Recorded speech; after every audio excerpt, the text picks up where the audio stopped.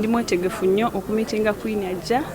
tuli beetegefu nnyo okulaba ba contestants bonna abagenda okujja okwetaba mu kulonda kwa Nalulungi 2024 era nga nze mu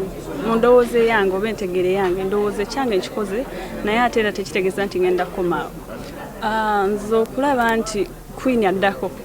buli omu yandiyagadde omuntu ajja ate akola okusingako ku byakoze. Mu pageant eno nzijjukira omwaka gwe nasooka okufuna license. I think yali Kalungi Kabuyeya oba Kalungi Kabuye ngamba why are you jumping onto a sinking ship kuba that time Miss Uganda nga teri agala kumanya ne basikosa tebagala gikwatako era abanzikiririzaamu that time ne bagamba brand Miss Uganda bw'oba ogiriko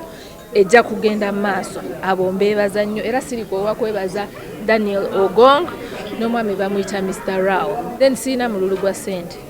senga mubiwulira Nanyonjo atunda abawala Nanyonjo oba